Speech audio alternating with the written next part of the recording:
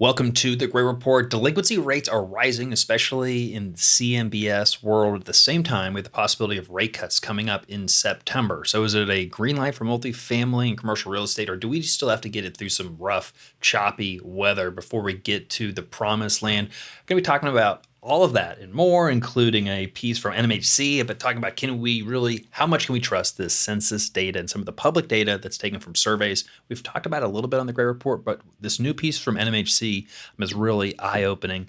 And then we're going to go over new rent report from Apartment List, giving us an update of where we are in the national market and then also some specific markets and sub-markets. Slower season. We want to dig into the details.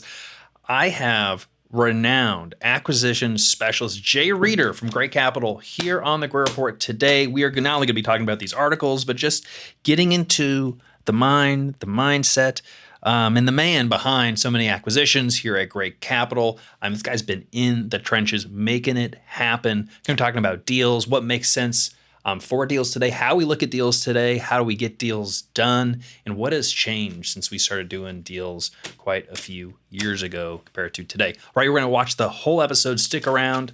Let's get into it.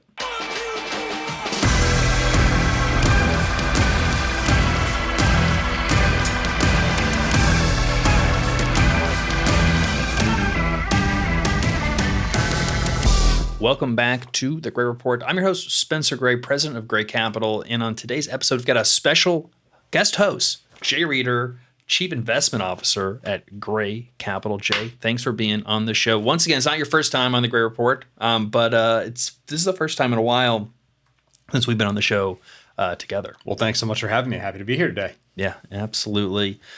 I mean, you're right in the thick of it. I mean, we're in the process of buying a large multifamily deal right now. Not that many people are able to make deals penciled in today's market. It's hard to raise the equity. It's hard to make sense of, what's going on today, let alone 3 months, 6 months into the future. Want to talk to you a lot about that, just how you're looking at deals, what deals make sense in today's environment, how do you finance, all the details people want to know. But first, I want to get through some reports, some news, get your opinions on those. We've got a new national rent report from Apartment List, and the national median rent dipped by 0.2%, and it now stands nationally. The average, again, the national numbers it's only so useful besides just in aggregate on average, where is everything? Average rent, median rent now at $1,400. The big story again, though, is we've just had a subdued leasing season, slower growth compared to what one would expect for our seasonal activity. I mean, usually things start to slow down around August. People are in school, but we had a slow July, we had a slow June, and then August also slow. So we're down, 0.2% month over month, down 0.9% year over year. And then we're just looking at the chart, month over month rent growth in the United States. I mean, you can just see that the last couple of, years have been just lackluster. Jay, what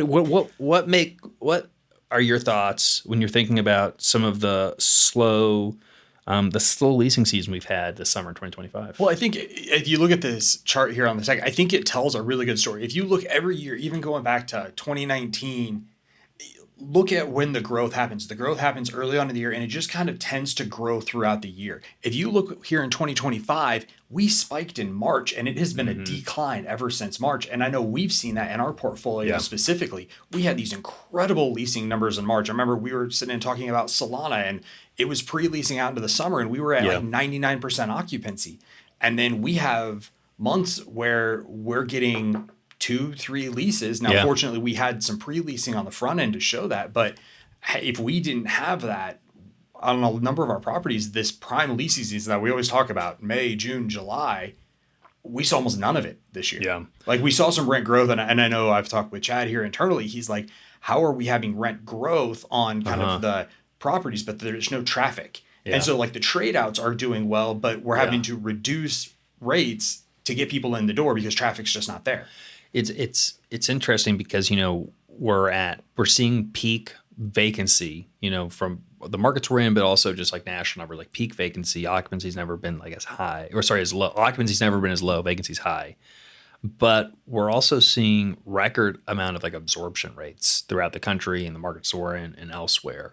And so that's leading to some, in our portfolio, for example, we're seeing some positive rent growth, but maybe not the leasing velocity that we would like to see.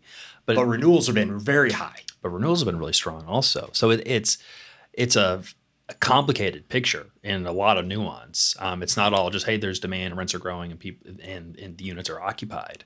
Because it's an incredible amount of demand, like record demand, but we're still, I guess, delivering all this record supply also, and that's maybe just giving people more options on signing new leases. Yeah, and we've seen it in some of the markets. Obviously, we're here in Indianapolis, so everyone kind of knows the growth story that's happened in Indianapolis. But even like one of our other properties, Villas on Fur up in Granger, we've always loved the market because of the median rents. Well, finally, there is some development going on Yeah. up there, and so we're seeing the ramifications of development going up right around the street on villas. So we're still seeing this rent growth. We're still seeing trade outs because we've had people that have been such long term residents there because of the type of living facility that it is.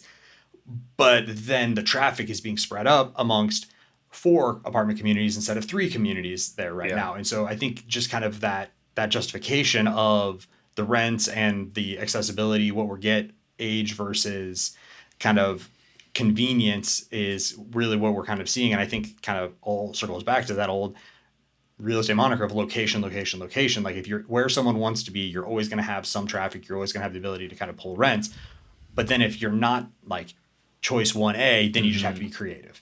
Do you think that there's a little bit of flight to quality that's going on right now between not we could talk about on the acquisition side also from investors, but from residents, since they believe maybe they have some purchasing power. I don't know if they do, if they feel that or not, but are they, there's enough options out there that, they're going and doing some shopping. I was actually going to ask you the same thing when you sent me the articles. One of the ones that I was kind of talking about is like, are we in kind of a renter's market versus kind of an owner's market that we have been in for quite a long time?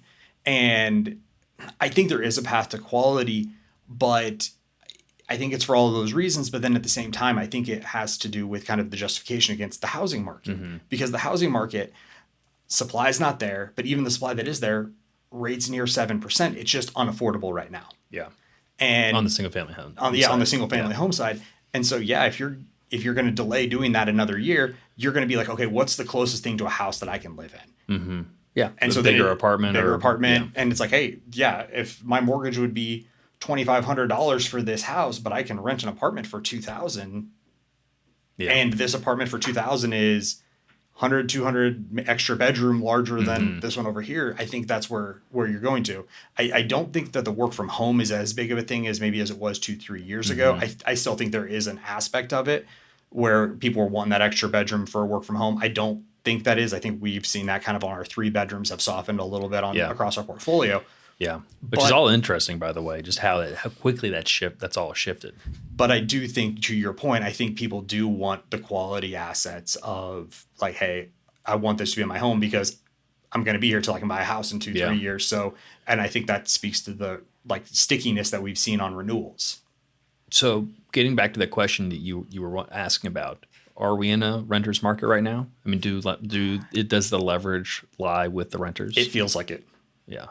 Now, the follow-up question to that is, do prospects, do renters know that? That I don't know. I think the ones that shop and kind of look for specials and that are being a bit thriftier, I think they may realize it, but I don't know that the average person be like, you know what, I have the power here when I go to talk to apartment communities and see what's offering, because even across our portfolio, we have some that are offering specials. And so I don't think the average renter can go say anywhere I want to live, I can get a special and I can live wherever I want. I think it's really market specific because we have some places where we're offering specials, but we have others that we're not. And I just think it is a matter of going back to location. And if you kind of have that location premium as an owner, you're probably more insulated from that need to offer concessions. But other places, yeah, I think they are going to scrap, especially in areas where there have been a lot of deliveries.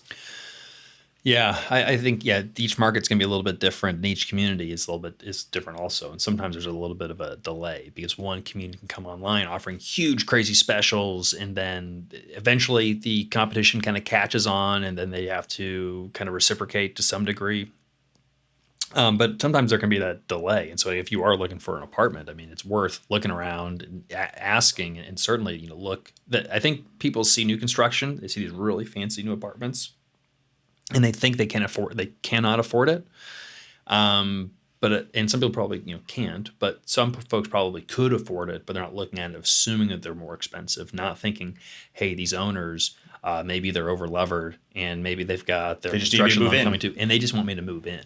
And maybe they haven't like signed a lease in a month. And if you go in and say, I'll sign a lease, make me a deal, they probably would make you a deal. I mean, we can get to this when we talk about what we're seeing in the market, but I mean, speaking to that, I know for a fact there's a deal that we looked at that 10% of the property is concessions. Like 10% of their income is concessions Yeah. at a property. So it's like, you think that's a $2,000 apartment. Well, really, based on what they're collecting, it's $1,800. And Yeah. I mean, I saw anything from some people were paying market rent. I saw some people as much as like 40% off. Well, yeah. And it averaged out to about 10% of the income was But concessions. but it's easy to make a mistake if you're underwriting that deal to acquire it. You take the market rent that they've always achieved, but they could be achieving a fraction of that. They could be achieving a fraction. Maybe they've never even achieved that. Yeah. And then GPR. you move the rents up to that, and then everyone moves out because they're like, I couldn't afford that. And then people then also you put rent growth on top of that you need to hit, and then that's how you screw up a deal. And then people move out. You're sitting at 60% occupied on this deal that you just bought. So how does that all get unwound? So because at some point, the market will tighten up again. All of this excess inventory will get leased up. I think we're already kind of decent way through that process. How do all those concessions, those big discounts, how does that get unwound? Do those people all move out? How does that work? I think we're kind of seeing it, and I think we brought it for kind of what we said on the front end. I think it's renewals. And I mean, we've seen it at a couple of our properties, and I'm thinking of one specifically that, I mean, we are pushing renewals 8, 10, 12%, and people are just staying. Yeah. And we're up to market. Did we start at? No, did we start at 8% or did we work our way up? I mean, we are pushing it right now. Like from when we bought it, we were doing some rehabs at this property, so we were pushing some people. We got some people to move out to upgrade the units, but even now we still have a bunch of units we haven't upgraded. But because of the supply and where people are delivering kind of new product, we are so much below that we can push our rents up to kind of that higher threshold. But it's not worth the cost of moving to go to that new place. So they had just had very low, way under market rent for a long period of time, to maintain occupancy. They weren't pushed in the past. And so at some point it's like, look, you are $500, for example, under market. We definitely had some of those. We're going to bring you, we might not even bring you up to market, but we're going to at least get you closer. And that's 20%. But if you want to move out to find somewhere, there's nowhere cheaper to go. No. And we've had at that place, we've had people give notice, go look for a place to live because it's in a great school district. And so that's kind of been, we're the low barrier to entry in that school district.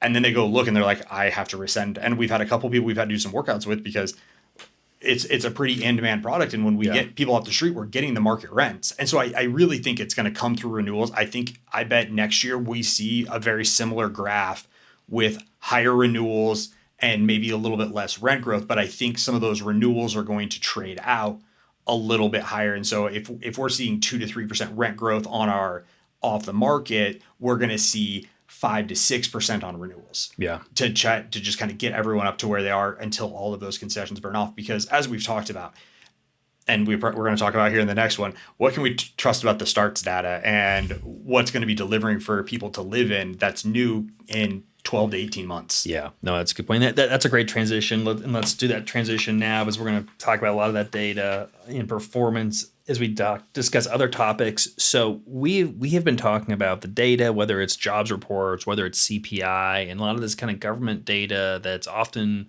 put together through surveys.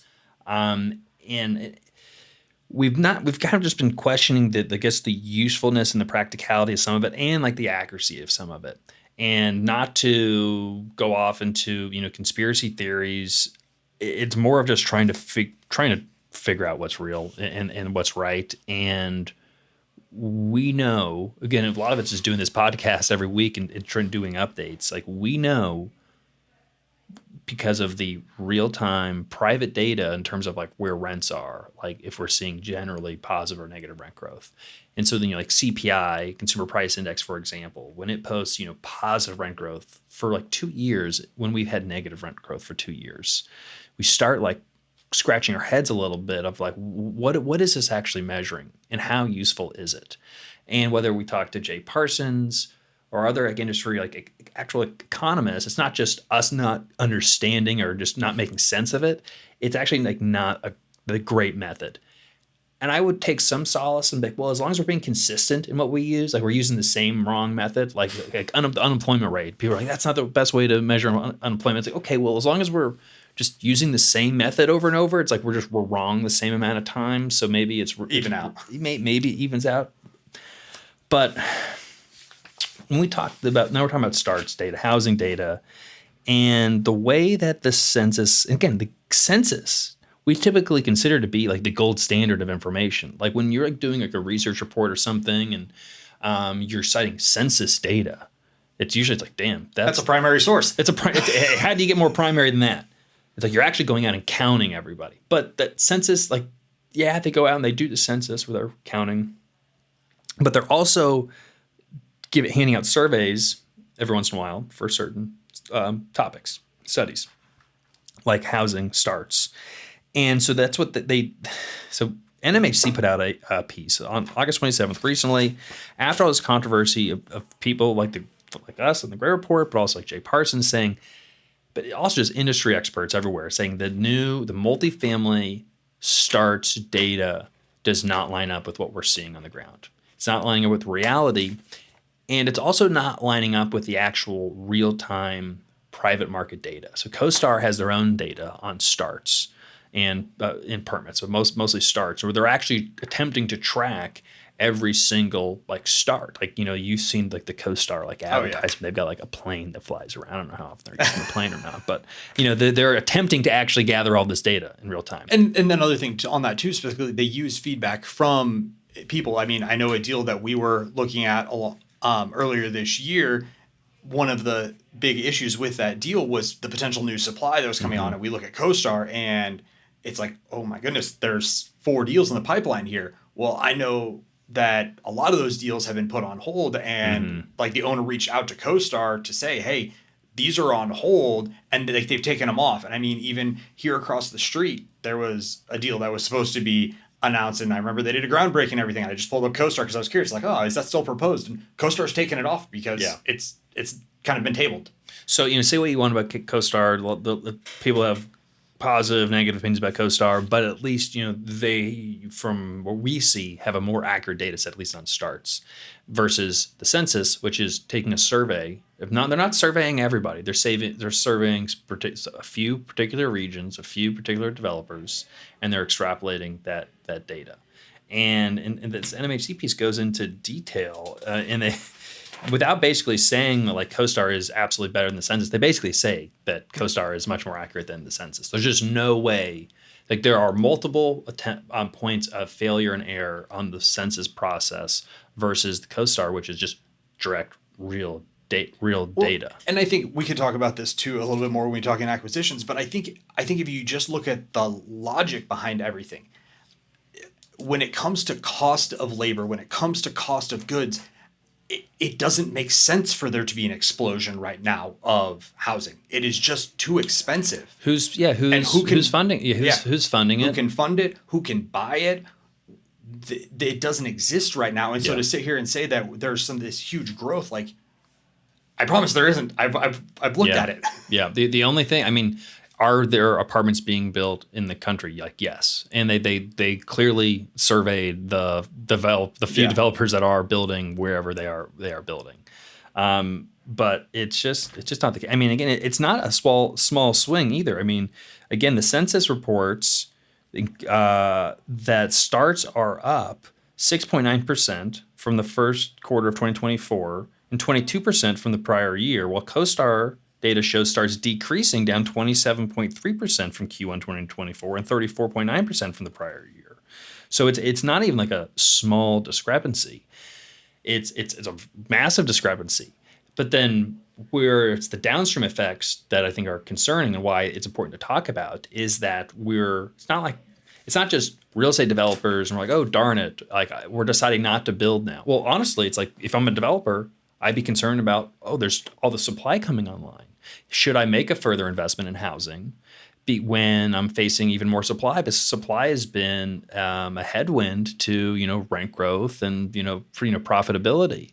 And so if I'm seeing some downward effects to that, then maybe I don't build a couple new units. And so, which is horrible because we need more housing in this country. But then it's also for policymakers. Should we incentivize more housing, more affordable housing, more housing of any kind? Do we increase light tech dollars? Do we talk about this missing middle or middle income tax credits? Well, if you look at the housing starts data, maybe you don't need to. You would say no. Like, why am I putting public money at that when it's already going fine itself? Exactly. And if I'm the Federal Reserve or the FOMC, should we lower or raise interest rates? Why? The housing market's fine. They just did a record amount of starts. They're building. They don't need any more accommodation. And when we think about just the direction and the influence that like the FOMC has on raising or lowering or raising Fed funds rate and potentially quantitative easing or yield curve control or any of these things, and they're basing it off of data that isn't accurate, it's concerning. And now maybe we think that the Federal Reserve they're really smart and they know all of this. And I think that they probably do. Give them the benefit of the doubt. Yeah, I mean, let's just assume that they're smart people because they got there somehow. At what point do we say we have to change the way that we're just collecting the data, or making it official that we're not just going to be using the census data, we're going to be using all kinds of different data? And I think that's probably the smarter way to think about it is like, yes, you have the census data, but it's kind of like a gut check of like, does this make sense? Like, you look at all the other things of monetary policy, you look at everything else. If everything else is saying we should be slowing down, but these numbers say we're increasing, one of the two of them is wrong. Yeah. One of them is certainly less accurate than the other. And it's sad because on one hand, it seems like an attack on like public institutions and people who are working in the government, whether it's at Census Bureau or BLS, and just like they're just bureaucrats. Put them out of a job. We don't need these guys, or they're not important, not respecting like the work that they do, which is they're doing a lot of good work. I don't think there's people at BLS or the Census Bureau are thinking, hey, let's do some very mediocre work so we can give market participants in the Federal Reserve kind of the wrong idea to make decisions. I don't think that's their goal, but there's not the incentives to update and be more accurate. And so it's like, how do we do it? How do we do a better job without coming off like, I think some folks in the Trump administration have come off, when they're firing, the head of the BLS because we don't like, the numbers. Is it because like we want the numbers to match what we want to see politically, or is there a desire to have more accurate numbers? And I think, to what you went back to say about surveys, how many times have you been sent a survey and you're like, I don't have time for that? And so probably the people that have the best information, unless they have a department like that's Department of Surveys. Yeah, Department of Surveys, or like their logistics isn't the right word, but basically like their statistics. Who fills that out? I mean, we've gotten it before, and maybe we filled it out. But like, who's supposed to fill it out? Like, I don't know. And even me, like, I got an email the other day because I'm here in Indianapolis and live here in Indianapolis. To fill it out. I got one from like one of the U.S. representatives that was like, here, fill out this survey so we can serve you better. And I'm like, why am I going to fill out this survey? We're not doing more survey. We are sent more surveys, but we're doing less surveys because of it. It's like, look, I'm trained to deny doing surveys. Yeah. Where at one point you're probably like, yeah, that's a great idea. Survey, it's a novel concept. I'd love to give you some feedback. But now you're being asked to do a survey when you go to Taco Bell. You're asked to do a survey when you go to do whatever. It's like, let my dollars be the survey for you. Yeah, exactly. I'm just at survey fatigue right now. Do you worry about this, Jay, in terms of, I guess, just not having the tools to make the right decisions? I know from like, we're not looking at like national housing starts to like make our like big decisions, but How does does it impact what you do at all, or I what think are your it I concerns? think it Or not? it kind of affects some of the framing that I've thought of, but at the same time, I think that for us, it's less important because we have a specialized set that we are Mm-hmm. looking at. Like we specialize. We are looking at apartments in Indiana, Michigan, Ohio, and Kentucky, Yeah. and we have heavily focused on Indiana. And we have people that in this office that are from all over the state. I'm from Lafayette. We've got people that are from Evansville, Terre Haute, places that we have apartments. And so when we have questions about this, we go to people in the office. Mm-hmm. Hey, what do you know about this? Yeah, we're not using the census data to make like a definitive Yeah. investment decision at all. I mean, it's all like historical and some demographic Exactly. information. And so I think for us, like it's good to know. And like you said, it's a gut check for a lot of us. But I mean, we invest where we invest because we know it. Yeah. We know what's going on in Indiana. We know what's going on in the Midwest because we know what the manufacturing like pipeline is and we're familiar with that. And so it's easy for us to kind of take that extra step and figure out what the real data is for areas we want to be kind of in that 5 hour drive from us. Okay, so no like primary impacts, but let's playing poker a little bit. It's like not thinking about what we're going to do, but what everyone else is going to do. So between obviously policymakers, Federal Reserve, how this impacts their decision, but then how it may impact other industry participants, whether it's institutions deciding to buy more, build more, or not,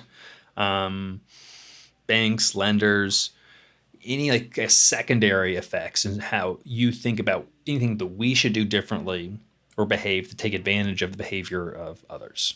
I think the biggest one to really kind of get behind the curtain of is I think there are probably two other people that you would look at. One, a developer that didn't do their research. Mm-hmm. I mean, because that's the opportunity to buy, like Yeah. if they just need out. And the other is banks. And the largest source of capital whenever we do a deal is the lenders. And so understanding how they're reacting to this data and is it in our favor, is it not in our favor? And I think those are probably the two biggest ones to understand what that influence is going to be. I mean, we just were this past week working on an index lock, and it's like, okay, do we index lock today? Do we wait for the PCE report to come out? Like, what should we do? Yeah. And lo and behold, we index lock Thursday. Report comes out Friday. No movement. Yeah. Today, 7 point jump. Yeah. Yeah. Yeah. And that can be tough. All of a sudden we turn into bond traders for a day. And, like, and I'm glad we went and we just our discussion internally is we just want to take risk off the board. Deal works. Exactly. We don't want to get greedy. But I mean, that's the reality is all of that data most directly influences how the bond markets are moving up and down and rates. And so if they're making movements based off of bad data, it can make it harder to do a deal that's a good deal because bonds are reacting to data that's frankly wrong. I mean, yeah. I mean, I definitely, even though knowing that like the data seemed off at first blush, when I first saw the headlines, I was like, geez, a lot of new supply. I'm like, we're still absorbing a lot of this new supply. If we're already building, I'm like, I don't know who's building, but if we like actually are, that's going to be, maybe, good general for, housing prices and affordability, but it's going to make, the acquisition market relatively difficult because we're just going to be dealing with, more, supply for longer. Yeah. And we'll talk more about this in the acquisitions market, but I mean, that has a direct influence on the sentiment of sellers. Yeah, well, that's what I'm saying. It was that like little bit of cast of doubt of like, maybe it's not as opportunistic as I thought. If everyone's still building, maybe we're not going to see this, absolute, deliveries falling off a cliff and some accelerated rent growth. Maybe it's going to be a little bit more, normal, which I guess that there's a upside to that from a renter standpoint. But when we're trying to buy in an area where there's not going to be as many deliveries, it kind of alters the business plan a little bit.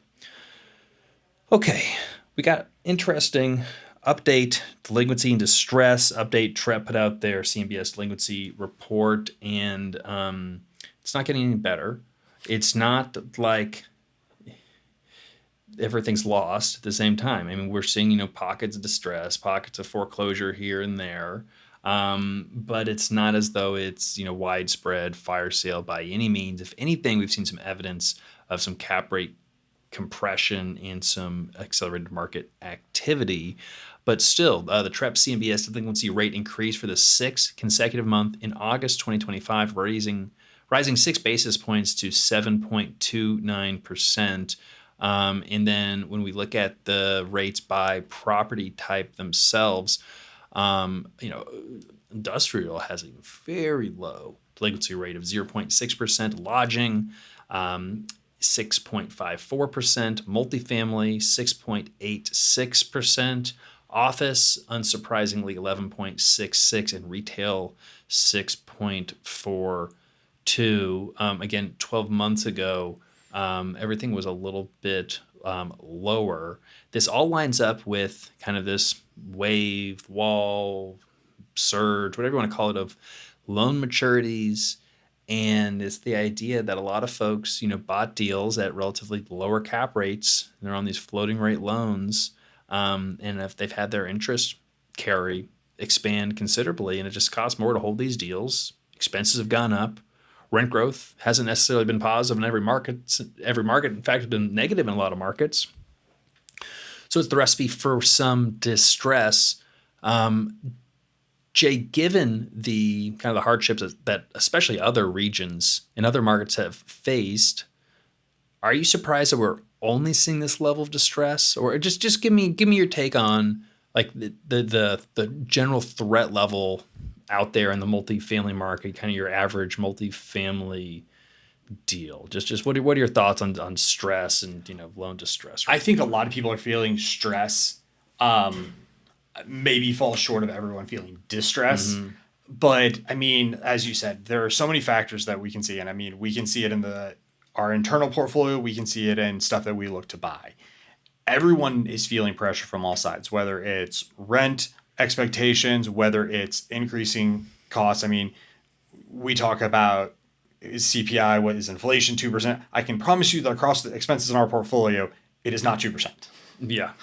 But it's like some of that's fixed costs, some of that's variable costs. Like we're seeing that growth, but we're not the only ones. Like everyone is seeing that. So everyone's kind of feeling a little bit of a squeeze from somewhere. Now I would say probably in the last 6 months, I've probably seen more relief on that than maybe I have in probably the 24 months prior to that. Yeah. But I think others are showing that also. Yeah. And I mean, we see it because I mean, we were pulling our hair out on insurance for how long. And then finally we just got our renewals on insurance and we're coming back with actually solid numbers again, where we're not looking at crazy. I think payroll is always going to be one where it's hard because you think that it's kind of starting to find its level and then everyone's looking for help. So then it kind of pushes what you need to pay to get quality help. And so that's the one where I think we're kind of still finding our level. And then obviously a lot of the supply chain stuff that was broken 2-3 years ago,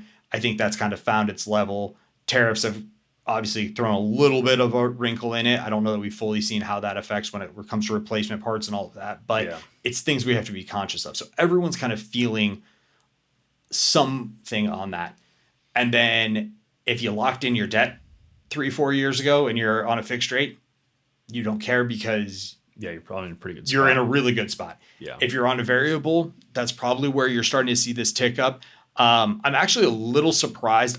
Office is obviously not something I would be wanting to invest in, but I'm surprised in the change from 12 months to August on office because I would have expected that just to be wider to start. And I thought a lot of that had kind of cycled through, but I'm not surprised by the multifamily. Yeah. We're just going to see that.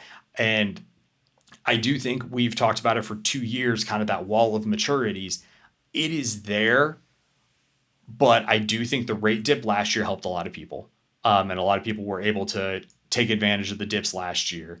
And I think the banks the banks still remember 2008. Maybe everyone, the owners don't all remember it, depending on who's in the market.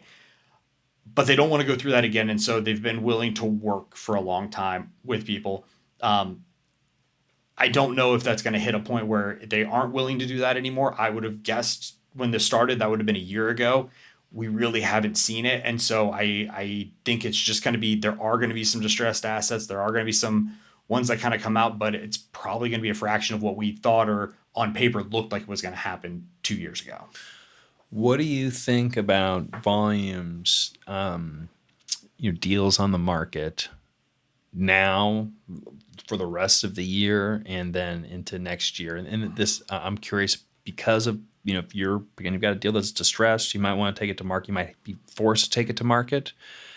A lot of people don't want to take it to market because they know they're not going to be happy with the price that Yeah, they're going and to get for it right I now. think that's the $1 million question. Like when I have conversations with brokers are telling me that they're at record volumes for BOVs. Doesn't But it's necessarily not mean necessarily coming out translate. to I the mean, market. you've heard that a lot. I mean, right? The people, they've Yeah. got a lot of BOVs that they're issuing. But owners aren't pulling the trigger on selling. And I think I think there's a lot of different factors of kind of what would kind of force that to market. Is it in a fund? Like, is there a maturity date on the fund that's going to force something to come out? Yeah. Obviously, is there debt expiration that's just not able to be refinanced, or like Yeah. there is no Some more sort of like experience? hard maturity date, which seems like even some hard maturity dates are being pushed. Yeah, I mean, the number of times where it's like, hey, I mean, we looked at a deal that was actually in foreclosure. I've actually looked at two in the last year, and it's like, you know what? The lender's not taking from them as long as they're working through this process and kind of going through the sale and finding the market. And I mean, that's not stuff that you had heard previously. Yeah. And so I I just think it's going to be slow. I mean, there was a quick shift kind of back in, call it 2022, where a lot of people were like, okay, let's get off the floating rate, let's move to fixed rate. And we're in 2025 where historically a lot of that floating rate would come due and Yeah. would come to market now. So we would see that deal volume, and it's just not coming to market. It's staying there. It's being sticky.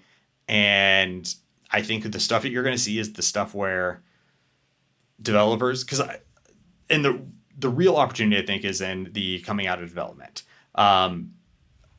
Just being frank, nothing against the developers. I like a lot of them. None of these deals are hitting the numbers any of these developers thought they were going to. Yeah. It's just not happening. And so there isn't really a debt opportunity for them to get out with any sort of return. And so the only option is to sell. They don't want to. They don't want to wave the white flag, though. Yeah, they don't. They're still trying to make a little bit of money. They're still making If they money. can. They're still trying to make money, but it's like they'll accept a little bit lower as long as they're not losing money. Yeah. And it doesn't make it even any easier for them that in order to get it stabilized into a position to sell. They're giving away more concessions than they had pro forma'd, and they're signing rents lower than they pro forma'd also. Yeah. In many cases. And so that's why I think it's going to be really hard for them to refinance to where their only option to get out is to sell. Yeah. Now, like you said, they don't want to wave the white flag, and so the price discovery there is going to be more difficult.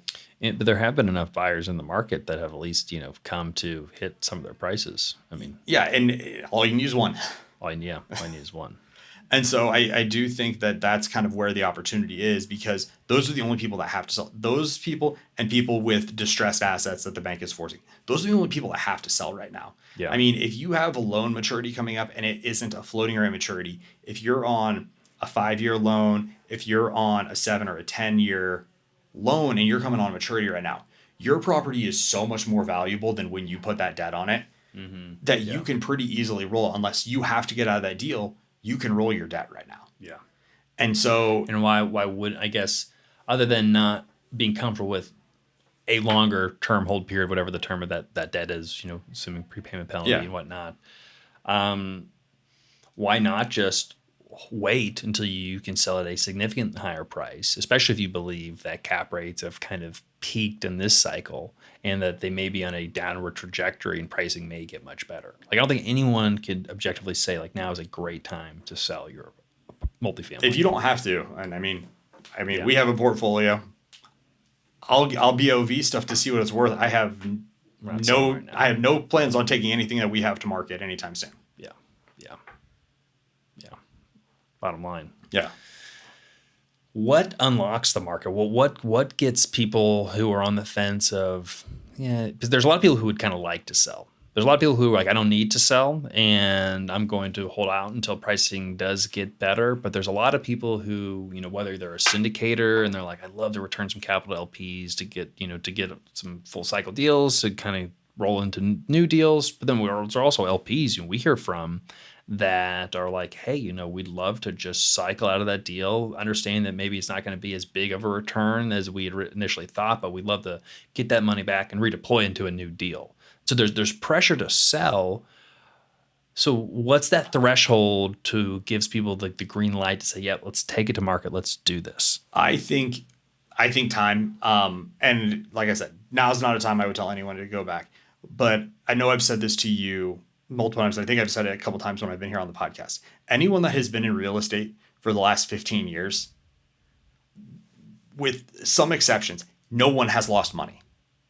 They hadn't. Now that some folks have. Yeah. Prior to this last 2 to 3 years, we have been on a cycle basically since 2008 where you could fall into $1 million. You could trip and fall on your face. You could have bought anything and you make millions of dollars. Yeah. And so I think that there is this idea where it's like you can't lose money in real estate. You just can't. But definitely can. Just let everybody know. But if you were invested in the stock market, if a deal's not doing well, if you bought, I don't want to disparage any company, but you disparage away. You buy GE, whatever you buy whatever you want to buy on the stock market, it goes down 20%. Do I want to keep investing and hope that it turns around and gets better, or do you just sell it and walk away? Yeah. No one has that same mindset in real estate. You don't just say, you know what, I'm just going to take the 20% loss and walk away and go find the next deal. Yeah. And I think a lot of it is because when you're looking in the equities market, it is a lot of your own money or something like that. Now, I know fund managers and stuff like that will tell me that they do it for their clients. But anyone that works in this, very few people have $20 million checks to go build an apartment complex. You're going to be working with a group of investors. And so you take seriously taking care of their money. Yeah. And so going and saying, hey, I'm going to sell you this deal for 20% loss to you. Nobody wants No one wants to do that. Yeah. And so until we're at a point where I think people are going to break even and people are okay with those conversations at break even, and maybe it's not a 8, 10, 12, 15% return. If you can get to break even, I think people will start unlocking. But I think right now, is that rates then? Rates. So where in your mind, if you had to throw a dart, where does the 10-year Treasury need to get to, or where does financing agency debt what do rates need to look like before you think all right, now we're cooking again? I feel like rates in the mid fours, like all in rates without buy downs, without buy downs in the mid fours. What about what about call it 10-year Treasury? 10-year Treasury. I mean, it's got to be 4.25 today. Yeah, it's got to be a lot of low threes. Yeah, which it hasn't been anywhere close. I mean, we were in the 3. I mean, the lowest in the last couple of years were like 366, maybe for a set for a couple of minutes. Yeah. And late last year, then it popped back up. But yeah, so that's where I see it almost has to be, because in order for some of these deals to trade out, you have to kind of be in that spread where your cap rate versus your interest rate spread. You need that delta to come back. Like, we can't keep selling on this growth of, I'm going to sell a 4.75 cap when interest rates are 5.25. Because you're not getting the rent growth in most markets. You can't outgrow it. Yeah. And so we've got to get to a point where that delta comes back in, where you're selling at a 5.5 cap and your all-in interest rate is a 4.5. So, one, how do you make sense of deals today then at higher rates? And what happens when we're at that low threes, called sub 3.5% rate? Do the amount of deals that come online lowers prices because there's a volume of deals, or does the volume of interested parties, of buyers, that now there's the green light of rates are low enough coming into the market, does that increase prices, lower cap rates? Are there going to be more? Right now, there's still enough buyers. I think it has to do with how many buyers are going to weather the next 12 to 18 months. If the same number of buyers are in the pool today as there are in 12 to 18 months, I do think that prices will go up. I think cap rates will compress because people have to place equity. You can only go so long where people just sit on their hands. If you're deploying equity, people have to get that equity out the door. Now, is it a number of buyers, or just kind of volume of money that's out there? Because there could be less the number of buyers, but just fewer larger buyers also. It's a little bit of both, because there's going to be, obviously, Blackstone's not going to buy Suncrest from us. They're not going to buy 140 units in Indianapolis. does. Yeah. It's just not the size or scale for them to do it. But I think kind of that middle market right there, so to speak, that's where it is. Because there's always going to be that institutional group that is going to buy the $100 million trophy asset, the kind of large, like really nice thing. There's always going to be a buyer for that. But how many people are still around to buy your B asset that is maybe a little bit on the smaller side, a lot of work for a small group, but not worth the effort for any group of size or scale? Yeah. And it's going to be how many of those people have weathered this next 12 to 18 months? Do they have the capital? Do they have the burn rate to be able to stay in the game, to be able to deploy in that time period? If there aren't that many, especially in that middle market, that's where I think you could see some. What do you like? Do you like the idea of, I guess, waiting until rates are in that lower bound zone, or do you buy now? I mean, because do you buy now, or do you wait to buy? I mean, I have kind of two minds, and I think we can kind of talk about where our philosophy is with acquisitions. And I think there's kind of always two ways to look at a deal. And I know when you come and you talk to me on deals, you've heard me say these ad nauseum. There's the basis buy, and then there's the financial like return on the deal. And I think we are stuck in this kind of like where the Fed is right now, where Fed is stuck between jobs and monetary policy. Like if they go with inflation, then all of a sudden like jobs report is on the opposite. And if they tried to lower rates based off of jobs report, then inflation could run wild. We're in the exact same place when it comes to apartments and underwriting. If I buy for the basis, the financing doesn't make sense. Like I see some of these new construction deals.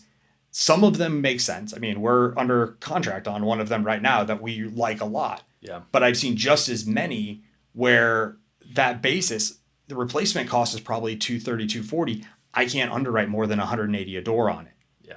And so like buying a replacement cost, it should be a home run and you can do it. But I can't put any numbers on a paper that would get anyone interested in deploying money into that. Yeah.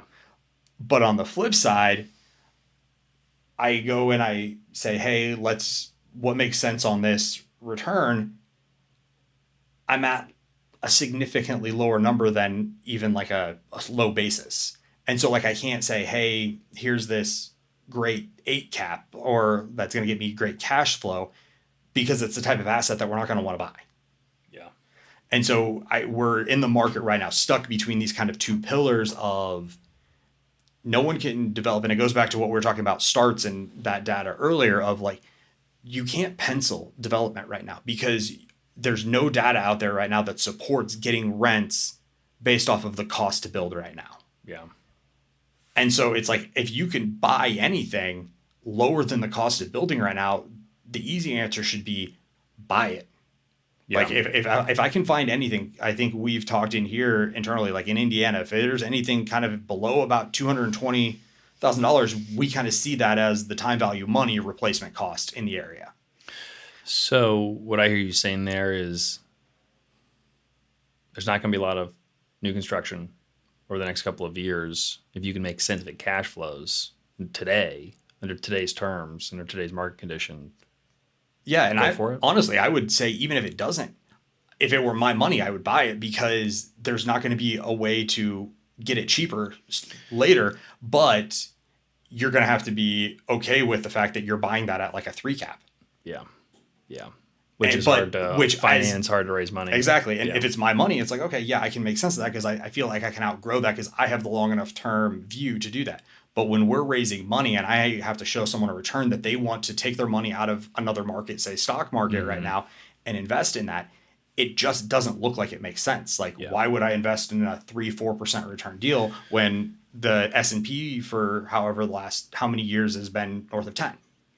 So you're looking at the longer term fundamentals and saying like, there's a lot of this that would make sense to buy. It's going to be worth more in the future. Not all the cash flows to make sense as like an investment right now. But if you didn't need cash flow it would be a worthwhile. It would still be a 100%. worthwhile investment, but there's just not the equity out there that would allow for that type of return profile. Exactly.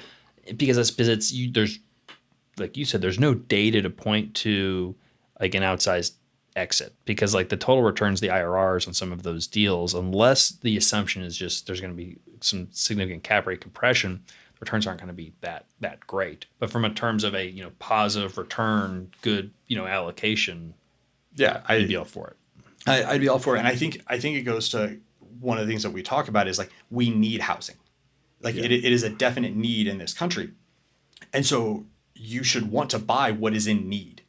Yeah, yeah. And so anything I could do to get my hands on that needed commodity, I would do. You hear they're thinking about declaring a national emergency for housing. I had not heard that yet. I think Scott Besson on Friday mentioned it, and it could be as early as this week. I think some of it may have to do with tariffs, but essentially declaring like a national emergency related to housing. And it's true. So we don't, even though we've built a ton of housing recently, we still don't have enough. We don't have the right housing in all the right places, and there's certainly a deficit. Yeah, and especially with tariffs, like we think about all of the things that we use to build buildings. Like, yes, there's lumber here in the U.S., but we have lumber that we get from Canada. We get steel from China. Like, none of that stuff is getting cheaper. Yeah. And so if I can buy it now, I'm hedging my bet that it's going to be more expensive to give that in the future. But the hard part is like if I can't pull $50-100 million out of my pocket and go invest that right now, Yeah. we have to convince people that it's a good Yeah. investment. And Yeah. that's where people have these expectations of, hey, this is an illiquid asset, so I need to outpace what I would on a liquid market return. And that's where we are kind of stuck right now. Is like those numbers are just very hard to make happen right Yeah, now. there's really few and far between. It's hard to find a deal that checks all of those boxes. So, I mean, how do you find them? I mean, so what do you do to find those few deals? And we've got a deal right now under contract. We're looking to close. I mean, how did you make sense of that deal? I mean, Are we just buying because it's like, well, there's not going to be many apartments built, so let's just buy a deal? this one, I think it goes back to we do our research, and obviously it's a market that we're very familiar with. It's Indianapolis, it's our backyard, so we kind of know where the growth is. We kind of know where the pockets that we like are. This was a pocket that we really, really liked. It was a type of product that we really, really like. We know the developer. We've seen the other stuff that they've done. We've taken a look at some of their other deals. And so we really liked that. Got us really interested when we saw the deal the first time. Then we underwrote the deal. We weren't quite at expectations of pricing. Exactly what we said. Like, Yeah. owners kind of have this, like, hey, I underwrote to this. I need to return this kind of investment. We weren't quite there. Now, we were kind of a perfect storm of timing where SB1 went through. Mm-hmm. And SB1 went through and allowed us to, hey, we can find some return here on this deal. And SB1 is the new tax law that was passed in Indiana at the beginning of this year that's allowed for a reduction in the assessed value of multifamily properties. Yeah. And so, but if that doesn't go through, I'm probably not at the purchase price that they're asking for this deal. Yeah.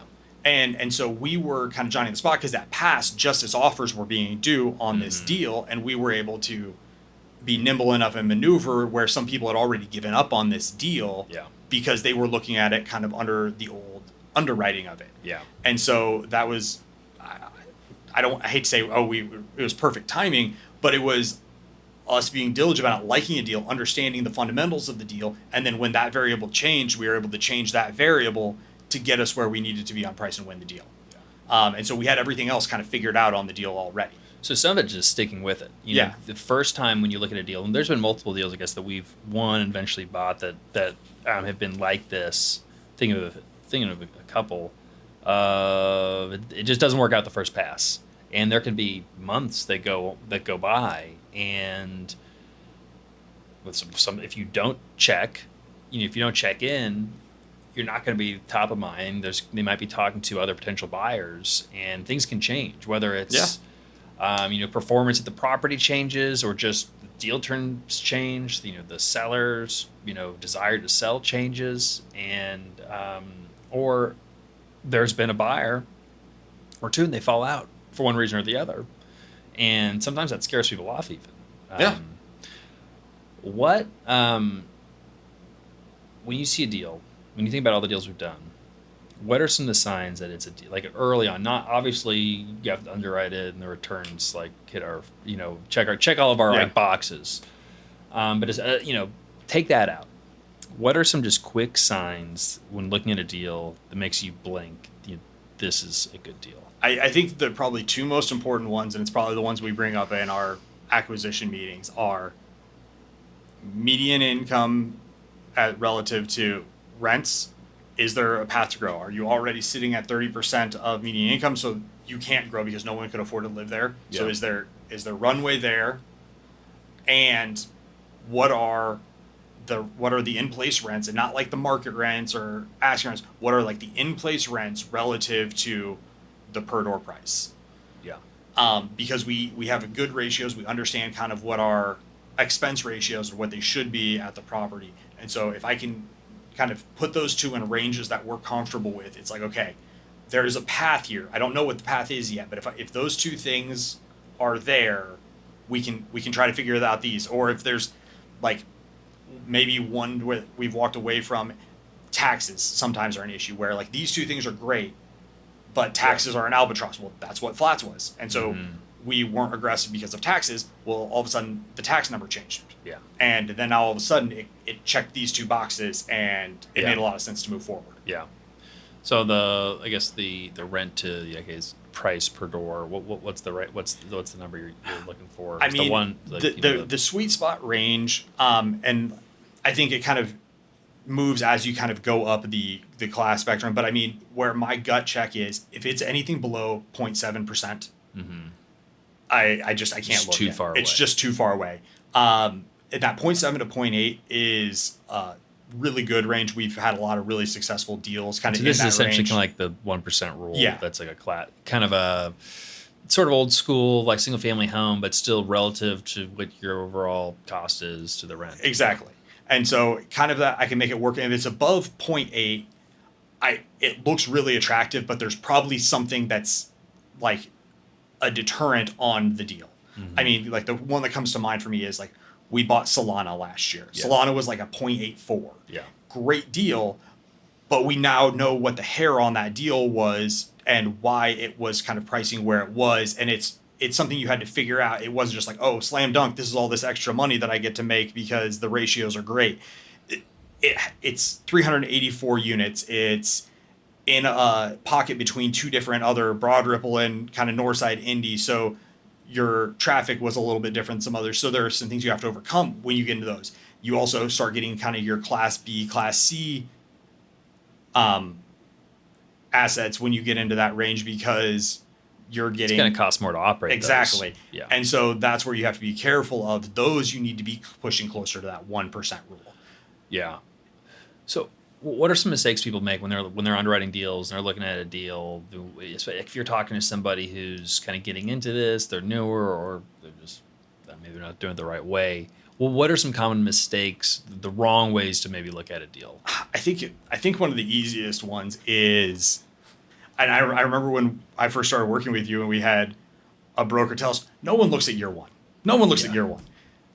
Well, now everyone looks at year one. Like, what are you doing out of the gate? And it's like, okay, yeah, can I get to this price? Like investors don't look at year one, or anybody? Okay. I remember a specific broker telling us, oh, no one cares about year one. Everyone underwrites to stabilize. Like, you don't have to worry about year one. Oh yeah. Okay. You just you forget about year one. Yeah. Like the whole business. Take doing the business plan out of it, and just snap your fingers, and the units are renovated, the walls are painted, and the rents have already been raised. And you're going to buy based off of that. And it's like, okay, like I kind of get it, but at the same time, like we have to point A to point B, and then power compounding. If it takes like a year or 2 years to get to that number, and that's what you're compounding off of.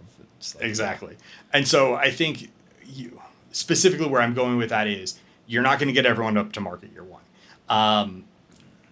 Your other income, like, things take time. Things take time. If you're implementing stuff, you have to implement it over time. You can't just snap your fingers and it be done. Same thing. If there's a problem at the property, it's not going to just go away. Like concessions. Like if they're offering a ton of concessions on the property, you don't just snap your fingers and the concessions go away.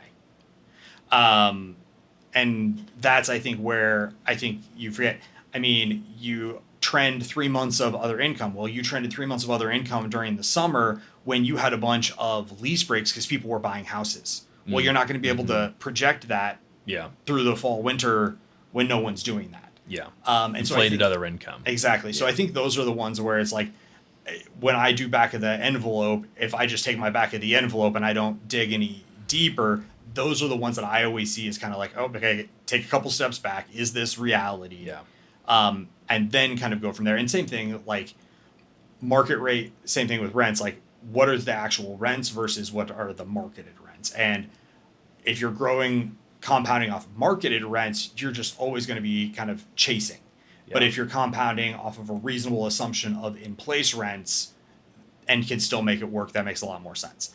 And I mean, Solana's the perfect example. We underwrote that compounding off of in-place rents, but we understood that market rents were, even those were just crazy below everything that was around it. Mm-hmm. And so we understand there's this window where we can make that work. But it's going to take time, and we underwrote it's going to take time to do. And I think people, it's the old saying, you overestimate what you can do in 1 year, but you underestimate what you can do in 5 years. Mm-hmm. And I think that's the mistake when you look at underwriting, is to make numbers work. It's like, well, this is going to happen day one. And it's like, okay, we've got to supplement year one. We've got to make year one achieve the business plan. So years 2, 3, 4, 5 overachieve. Yeah. It also, I think there's the pressure of, obviously, if you do something and you're talking about adding revenue, if the earlier you add revenue, the better the returns are going to be. And so people don't want to wait the time to actually do the work to add the revenue in.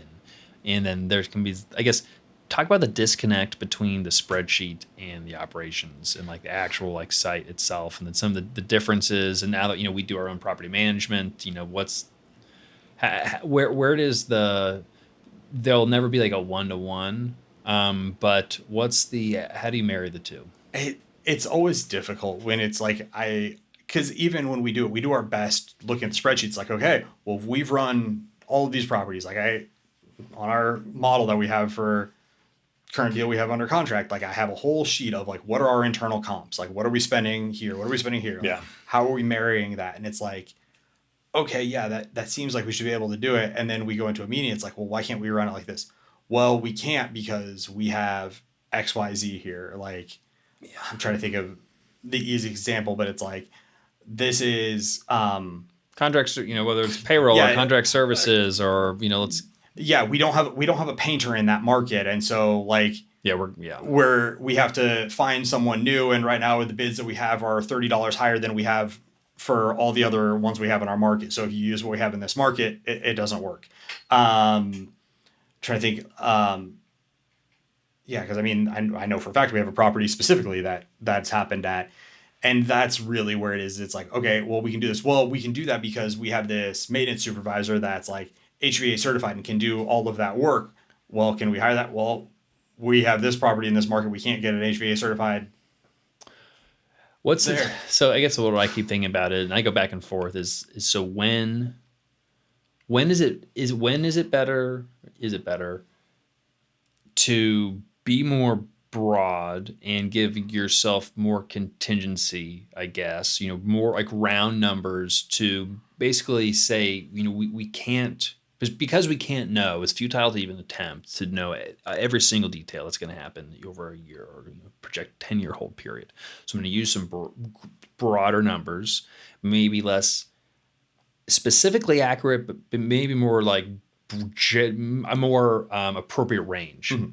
Versus trying to be so granular every single piece of the business plan to go for a high degree of accuracy, but you could lead yourself astray being so specific also. And again, there's a sense of like, it's a little futile because until you really get into it, the plan's most likely going to change. Where's the balance? I think that's the hard part. I mean, even going through kind of the deal that we have right now, we went through DD, and it's like, part of DT, give me all your contract services. Yeah. Give me your GL so I can compare against all the vendors you used. Hey, where's this contract? Where's this? And so like when you're building, you kind of take the chunk numbers and you kind of narrow it down. And then it's like, well, we have these contract services, so let's start narrowing it down because we have these contracts. We know we can. What are we actually going to use or not? What we do we can drop need? that in, but then you start saying, well, okay, we did that, and that kind of gets me where I thought we were going to be. But it's like, hey, what are all these vendors over here? Oh, that's our valet trash contract. Oh, well, I didn't have that contract over here, so now I have to add this in. And so I narrowed it down, but now I need to add that back in, and it's a little bit harder to expand once you've kind of whittled it down. Yeah, yeah. And those are the areas where it's difficult because it's like you want to make sure you include everything, like you said, but there's always going to be something that you forget. I mean, we can look at a property that we've owned for 5 years, and there's something that's going to get forgotten on that budget. Yeah. It just happens. It doesn't matter how thorough we look at it. There's always something. I will look at a variance report. We forgot to budget this. Yeah. It just happens. Yeah. And it's just how much of that is there and how much room do you want to give yourself for that? Yeah. And you have to start somewhere. Like when we look at a tour property, thinking about buying, like there's no way you can know exactly how much money per unit, and each unit is going to be a little bit different also. But you can say, you can arrive at a starting place of thinking, hey, this looks like we're going to need to put around $10,000 into the, interior units, because, that'll get us a good amount. We don't know if it'll get us all the way, but it's going to be close. Maybe it's 7,500. Maybe it's, and assume you go for the, the higher end, probably 7,500, but let's account for 10. And that's the hard part too, is like, there's always that kind of deal creep. Like whenever you do that, like it's $10,000. Oh, I should be able to do everything I want to with $10,000. But then you find out like, I can do this really good thing for like $5,000, but if I want what's great, it's actually $12,000. Yeah. And then you're like, well, I put $10,000 in there, but I really want the $12,000 upgrade. Like how do you get from here to there or be okay with settling for the $5,000 upgrade? And that's one thing that I've learned is, sometimes it's not as just like, well, this will be, good enough and it's still going to be nicer. But sometimes like nicer doesn't achieve the real objective of putting yourself into a different category to win over someone who's considering, the comp. That may be like a newer property that has these nice features. And so like if you just do a couple, a little bit of lipstick on your renovated unit, yeah, you've spent less money. And maybe your total ROI, if you get at least, is technically a little bit better, but you haven't done enough to sell somebody. Yeah, you haven't elevated enough to actually sell them and to bring that different clientele in. So if your objective was, we want to tap into a different clientele and compete with these other properties and still have a big spread, mission failed. Did you increase rents? Potentially, but you're targeting a much smaller, swath, and that demographic may not be able to afford those slight, increases. Yeah. And so it's important to also not just, it's important to remind yourselves of, I guess, of the goal and the objective, like, why are we doing this? And maybe we're spend more, but maybe you have to spend more. You just end up doing it on less units. Yeah, and I think we've seen both sides of that coin in 2 deals in our portfolio. The one I think that's actually the opposite of that was Club Meridian. Yeah, we were like, okay, we're going to do 400 unit property. We're going to go 160 units, and we're going to put $10,000 a unit in these. Well, come to find out, because of the supply in there, it was a great market. There were all these new deliveries that were growing the rents, and then kind of right after we bought the property, started lowering the rents. We were never going to beat those things. They were $400 above us. They kind of came down to $300 to $350. Well, we found out that we can put in new appliances and we can get $75. Yeah, or big chunk of the way there. Yeah, and so we spent $1,800 to get $75, or we were spending $13,000 to not even get $150. Yeah. And so we were able to quickly change that game plan where instead of doing 160 units at this high level, we basically replaced the appliances at the entire property. Oh, and we've fixed deferred maintenance, so we make the outside basically of that property fix what's broke. Yeah, you fix the deferred maintenance on the outside and the interior units, new appliances, and then like what's broken. If the floors need to be replaced, if the cabinets absolutely have to be replaced, okay, well, we've got the money to do that work, but we're not going to go and just wholesale fix it just because we can. Yeah.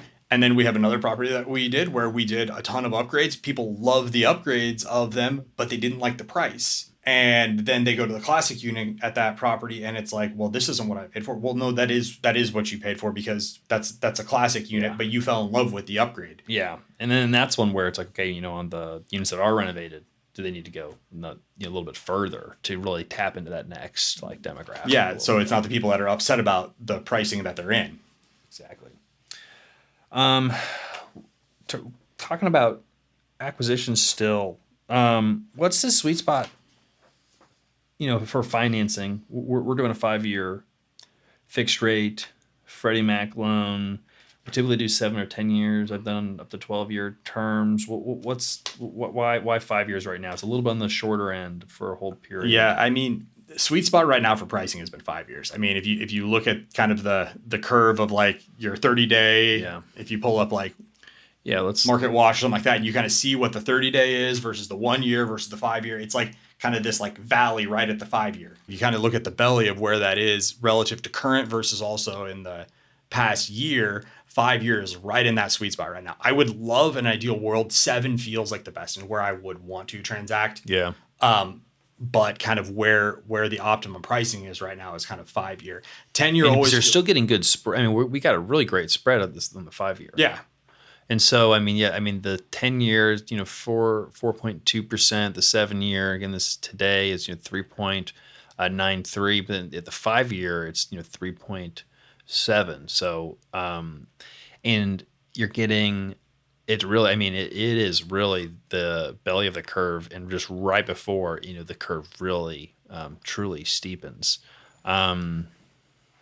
And so, in an ideal world, I kind of love the 7 year because everyone talks about the safety of a 10-year, but they start getting antsy before 10 years. Decade's a long time. I'm all about a long-term hold. I've held deals for 10 years, but it's a long time. It is. And so I really like the sweet spot of the 7 year. The 5 feels a little short, but it's really But it's appropriate. That's the average like hold period of most deals. I think like 4.5 years is like the average hold period. I don't know if it's in our portfolio or just in general. It seems to be pretty appropriate. It's just it doesn't necessarily give you.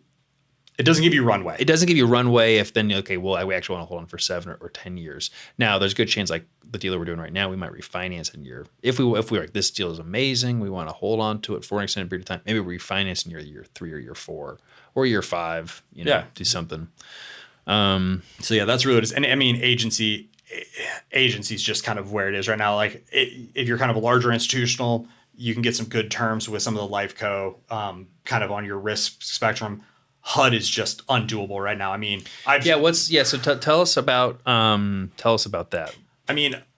HUD's just a couple of reasons. Obviously, HUD has always been more difficult because you have your PCNA, you have your kind of 6-month window to even close a deal. So the time of it, the kind of headache to go into it was always kind of a barrier to entry, but always had great rates. And so it's like, okay, if I get on the other side of this, I have a great rate. Well, they're 60 bips outside of the agencies right now. Yeah. So and at least the agencies were offering 35-year amortization. Yeah. And so it was always that 35-year amortization versus the 30 with the agencies. Well, when the agencies gave 35, they kind of leveled the playing field a little bit, but HUD was like, well, I can still give you better terms, give you kind of 60 bips inside. They just can't anymore. Now they're 60 bips outside, so you don't want to wait longer because you also have have the to rate risk. use a bridge loan to get to HUD. Yeah, you've got the bridge loan because of the call it 1 in, 1 out to get on it.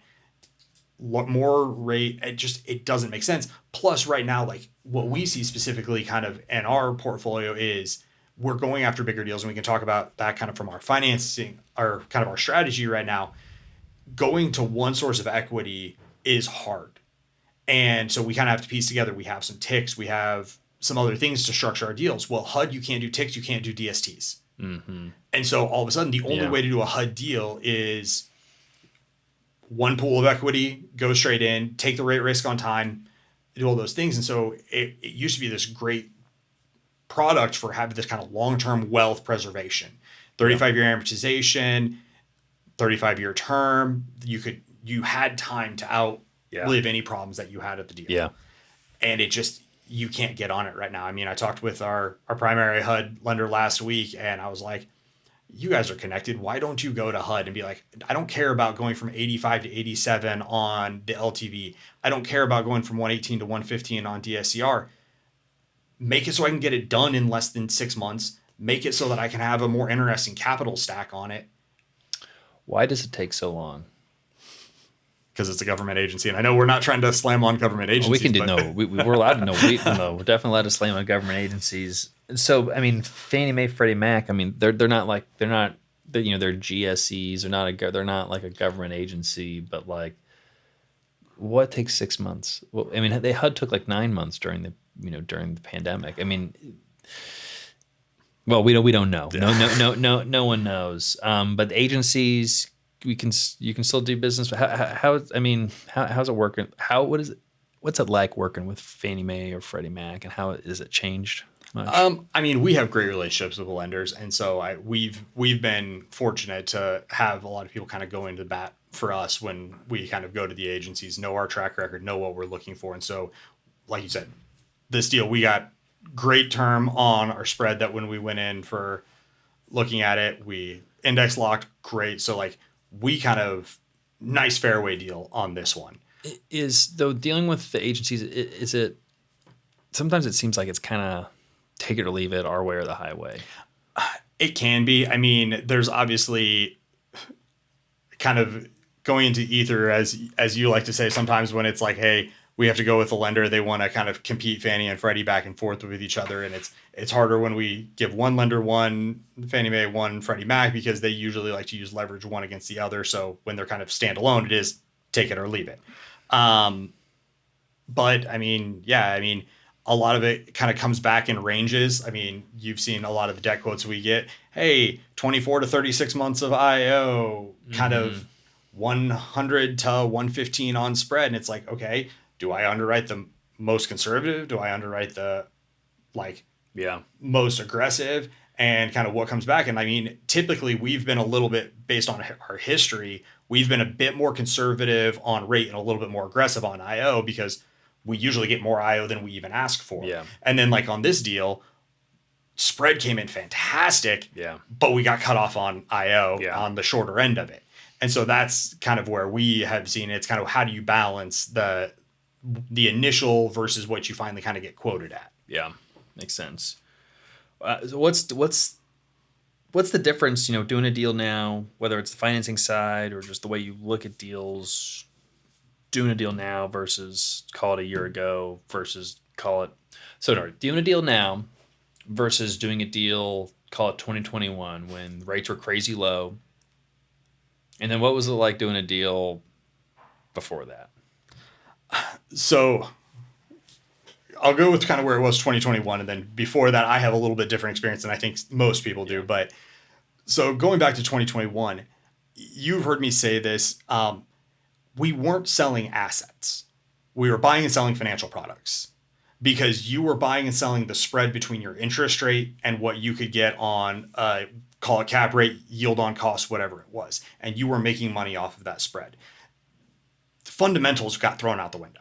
Like some people stayed out of the market because they wanted to stay to fundamentals and it didn't happen. Anyone that transacted was transacting on a financial engineering of the difference between what you were buying at or what you thought you could grow into and the interest rate you were buying. And so that's where the spreadsheets kind of took over. Yeah. Is like, okay, where can I squeeze the value out of this? We've had this conversation in the past, you and I. I mean, I think I know where you're going. Well, I don't disagree with you, but I guess there's always it's speculation versus fundamentals, and there's always a degree of financial engineering. Especially if you're utilizing debt because you are. You broke it down succinctly, but you are basically taking the margin of or the spread between your interest rate and your yield on cost. For your cash flow, and then you're banking on some sort of appreciation and being able to use a reversion cap rate that gives you a price that's higher than your cost and hopefully return capital and some profit on top of that. But it's always going to be now that needs to know how anchored that speculation, that plan is on the fundamentals or not, I think is a question. But I guess it's always a financial product to some degree. But there's also some link to the fundamentals. It's just how much of it is pure debt driven. And I think a lot versus of it was rent debt growth. And I think the reason it got so out of whack is, like you said, 100% right. There, it's always anchored to something like the physical product. So what is it anchored to? Is it anchored to the replacement cost of that asset, which the part of the reason all of this got muddy was because replacement costs went through the roof because of COVID. You had all of the supply chain. The idea of trying to build something was like, how do you underwrite that when lumber was doubling, tripling in costs? Like, you couldn't get a hold of any materials. So there was no anchor on what was replacement cost. No one knew what replacement cost was. But also the largest cost associated in any deal got Labor got blown out. well, no, it's the debt. Well, at the time, I'm gonna get there in a second. So that was your anchor on like if you're just the fixed cost of that. Yeah. Well, then all of a sudden, to your point, debt just fell out the floor. Well, that spread, when you go down to like 2-3%, it's like the old thing of like the change in valuation from like a 6 cap to a 7 cap is much less than the difference between a 4 cap and a 3 cap. And so when you started getting down that spectrum, because debt was so cheap, all of a sudden that just blew everything out and made those spreads so wide because debt was so cheap. So, but what I think some people miss is like the spreads in terms of the yield was wide. So all of a sudden, the 10-year Treasury is 50 basis points. SOFR Fed funds rate was 0. So you could borrow, call it 2.5 to 3.5. Yeah. And so if you're looking at like spreads on cap rates, if you're borrowing at, you've called 3.5. That 4.5 cap rate, or even the 4%, you were making money. You can make the numbers work. But to your first point is the big difference between going from a 7 cap rate to a 6.5 versus a 4.5 to a 4. Huge. I mean, it's a logarithmic, curve. And so if you're buying a deal at a 4 cap or even a 3.5 cap, what some people did, when those cap rates expand, you have so much further to fall down from. And so, we were talking about delinquency, multifamily, and office. Multifamily, the fundamentals have been relatively solid, where office fundamentals haven't been solid for years. The difference is cap rates on multifamily compressed so much during that 2021 period, 2022, where in office they expanded because like the fundamentals broke down. Yeah, no one wanted to be in an office, so who was going to invest in it? So no one was really paying up for office. So there's like only so much money to lose. Whereas multifamily, the prices got so expensive, all of a sudden there's a lot of money to lose if we're in even a 5 cap rate environment world versus a 3.5 to 4 cap rate environment world. Yeah. And so there's say banking off of the spread, which is fine. But and now again, the spreads, now interest rates with buy downs are 5. Well, yeah. So now you're at break even for someone. Well, you probably didn't have the growth you thought you were going to. So you have, like you said, you have that spread from 3.5 to 5 that you maybe grew NOI 5%.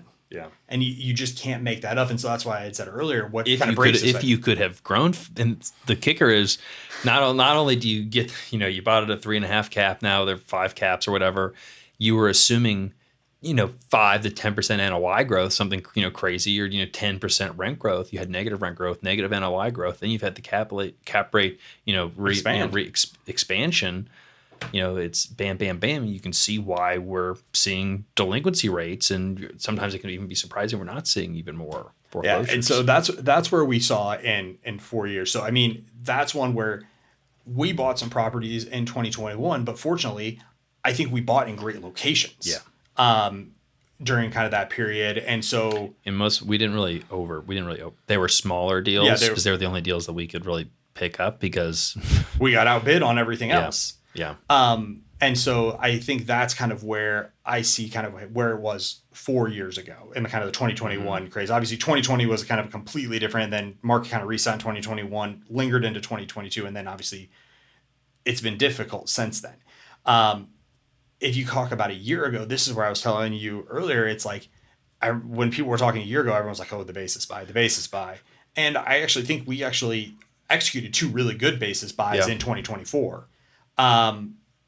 In 2025, I was like, okay, rates dropped into 2024. We can kind of start getting back to kind of normal business. That's just not happened. Yeah. So that isn't. And then kind of for me, prior to 2024, we looked at some market rate. I was heavily in kind of the affordable space. I worked for a place that needed a 1% return. And Yeah. so A little bit different. it was a little bit different. I think you still looked at deals the same though. Like you needed kind of that runway to be able to grow deals. And I think it even, we talk about kind of what are the check marks of like the price per unit. And So obviously, if you're looking at a 1% return, the returns aren't like the most important criteria, because you could buy a lot of deals to get a 1% return. So when you're working for affordable housing, owner and developer, what really were you looking for? we were looking, Just a good fit for the it portfolio. was a good fit for the portfolio. And so when you're looking at those deals, there are very few, call it 200 to 300 unit affordable deals. They exist, but when they exist typically in phases of like 100 units. Got it. And so we had a lot of properties that were in the 100 to 150 unit kind of range. Well, then what you have to think about is like scale of like, okay, if I have 150 here, 150 here, how can I start doing economies of scale? I need to send a regional here. I need to like fill in and who's on call. And so Profit for you guys was more on the management. exactly. Right? Okay. And so the deal itself had to basically not lose money. And that's why it was like a 1% return is basically it needed to not have to be funded later by the nonprofit. Yeah. And so the mission was to, to buy and preserve affordable housing. And so we went after deals that were kind of in the tax credit, like kind of getting out of compliance with tax credit. And so some people would pay crazy amounts for that because they wanted to take it to market. And You'd have to outbid them. We'd have to outbid them to keep it affordable to allow it, but we needed to do that at a 1% return. Got it. And so we really looked heavily in markets where we already had a presence because we needed to bolster the ability to help improve that. We also wanted to find ones that we could actually improve because we wanted to put some money and improve the lives of people and kind of be a difference maker on the nonprofit side. Yeah. And so those were kind of things we looked at. We leveraged at like 50%.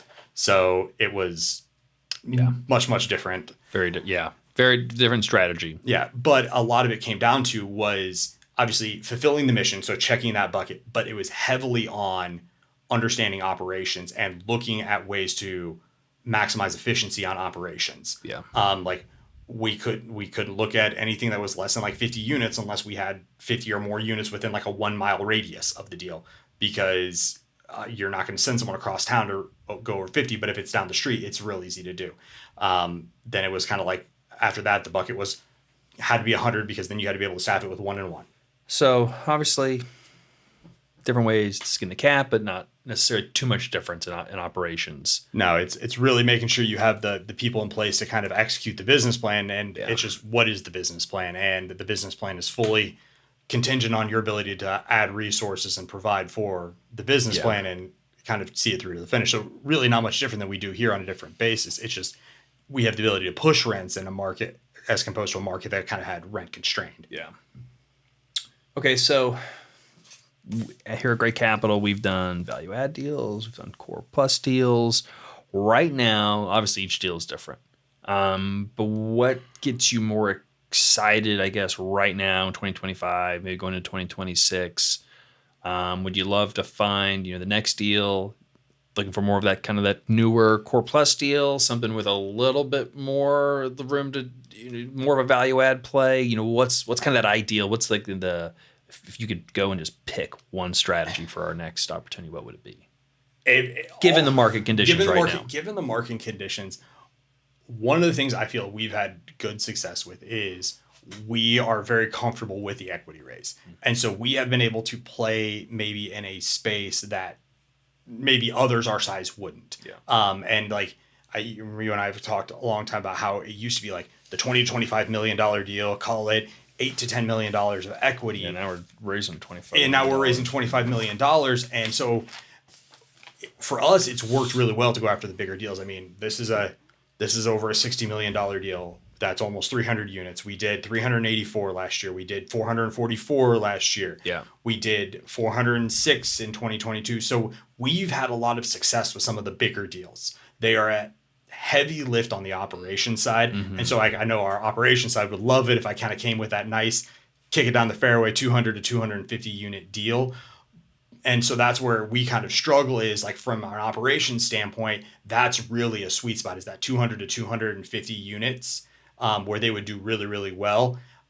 But from like an equity and a competition standpoint to win deals, we've had a lot more success on the bigger side because we're willing to kind of punch up in weight class. Yeah. And Because so there's just less competition. there's less competition. And so we're getting a little bit better spread on that kind of cap rate versus interest rate scenario. And so that's where we find some success. So I would love, in an ideal world, I'd love to find like a 250 unit, best of B plus. Yeah, tell me your dream deal right now. I mean, call it like a 2005 to 2010 deal. Okay, yeah. Maybe needs a little bit of love, but kind of in that 200 to 250 unit, like that would be great. What do you want to buy it for per unit?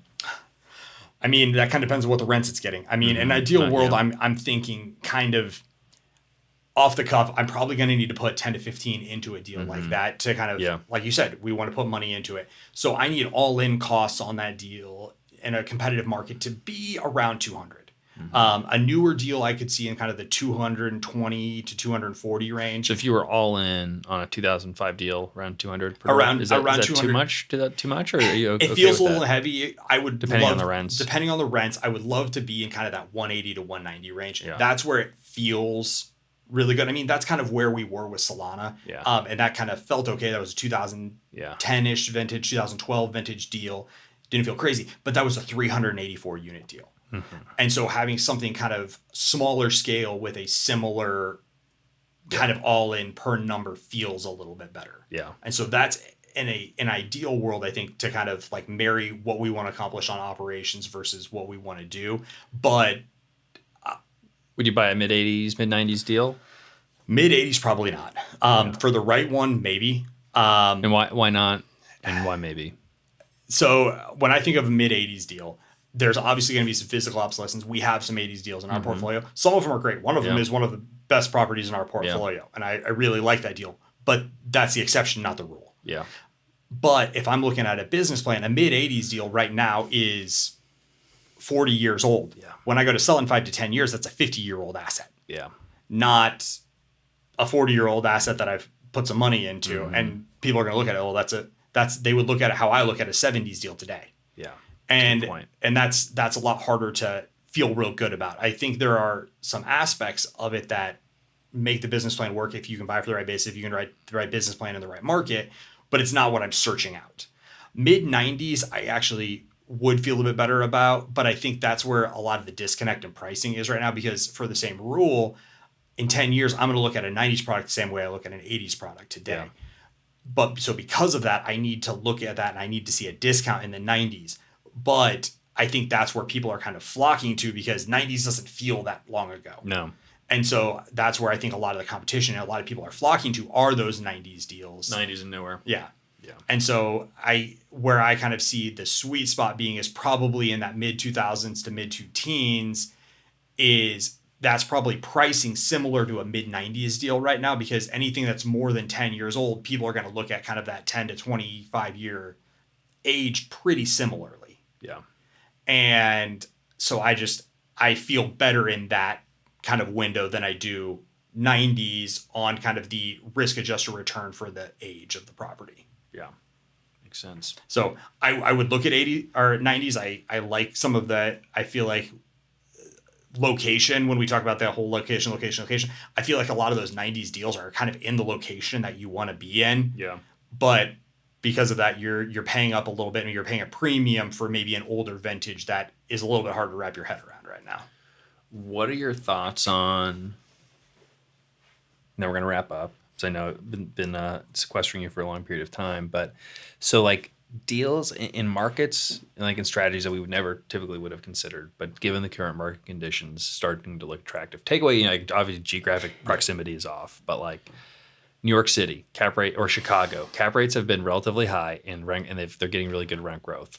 Sun Belt, no rent growth, cap rates are still low, but so if you could buy a deal somewhere in the Sun Belt, would you rather buy a deal in one of these like core markets like New York City or Chicago, but deal with some of the regulatory burdens? If I were choosing for us, it pains me to say this, but if I had to choose one where I would like to see us grow outside of what our core business is, I would probably say going to Chicago. I don't love the Well, take us out of it. If you were the reason anybody. I like Chicago. I don't like the regulatory environment around. Like Mm-hmm. there's reasons we've talked about. We don't like going to New York. We don't like going to LA. We don't like going to Chicago. All of that. But being in the Midwest, like I like where we are in the Midwest. Mm-hmm. I like the fundamentals of where it's going. Chicago is the anchor city of the Midwest. Yeah. And to Severely undersupplied too. exactly. And so Cook County is its own beast. There's a lot of suburbs where Mm-hmm. I think it would be great buys for us. I mean, we've underwritten a few, and I if we could get comfortable with that environment, I think owning in the suburbs of Chicago would not be a bad thing for us, especially like you said with cap rate expansion. I think the hardest part is we don't know what we don't know, and because Chicago is so large, like there are plenty of real estate people in Chicago that like if it's a good deal, you'd think that in their own backyard they'd be looking pretty heavy at it. A lot of them don't invest in Chicago. True, which again, there's reasons why you should be happier, not be skeptical because of that. But like you said, like we saw some deals trade in the six caps, but there's just so much uncertainty about Chicago that getting equity comfortable, getting our investor base comfortable with it and doing well, I think is difficult. But I think if there's one thing, who wouldn't love to say, oh yeah, we own something in New York City?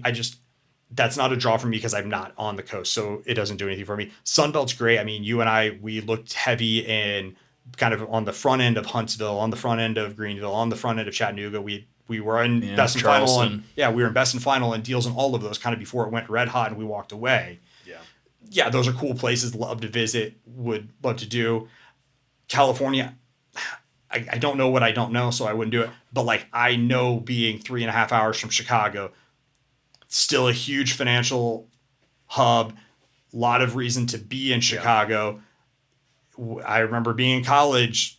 Good chunk of people I graduated college with going to get a first job in Chicago. It's like everyone wanted to graduate from Chicago instead of Indianapolis. And so like if there was one market that I could wrap my head around and get comfortable with outside of what we do today, it'd probably be comfortable trying to get up to Chicago. Yeah.